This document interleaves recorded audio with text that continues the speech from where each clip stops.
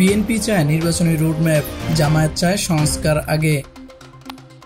অন্তর্বর্তীকালীন সরকার প্রধান উপদেষ্টা অধ্যাপক মোহাম্মদ ইউনূসের সঙ্গে রাজনৈতিক দলগুলোর সংলাপের প্রথম দিন বিএনপি ও জামায়াতে ইসলামী তাদের নিজ নিজ দাবি তুলে ধরেছে।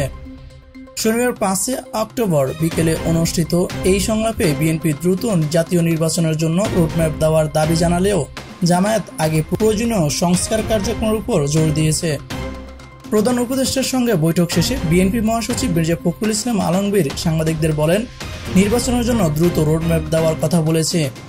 এছাড়া আমরা নির্বাচন কমিশনার নিয়োগ আইন স্থগিত করে রাজনৈতিক দলগুলোর ঐকমত্যের ভিত্তিতে নতুন নির্বাচন কমিশন গঠন করার দাবি জানিয়েছে। অন্যদিকে জামায়াত ইসলামী প্রধান উপদেষ্টার সঙ্গে সংলাপে নিজেদের 2 ধাপের রোডম্যাপের কথা তুলে ধরে। দলটির আমির ডাক্তার শফিকুর রহমান বলেন, প্রথম রোডম্যাপটি হবে সংস্কারের, আর দ্বিতীয়টি নির্বাচনের। সকল সংস্কারের পরে নির্বাচন সুষ্ঠু হতে পারে বলে আমরা মনে করি। তিনি জানান, আগামী 9 অক্টোবর তাদের সংস্কার প্রস্তাব জাতির সামনে উপস্থাপন করা হবে।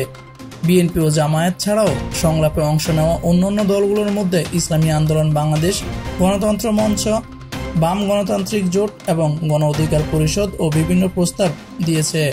ইসলামী আন্দোলন ফ্যাসিবাদী শক্তি নির্বাচনে অংশগ্রহণের সুযোগ বন্ধ করার আহ্বান জানায়, আর গণতন্ত্র মঞ্চ দেশের নির্বাচনী ব্যবস্থা ও সংবিধান সংস্কারের উপর গুরুত্বারোপ করেছে।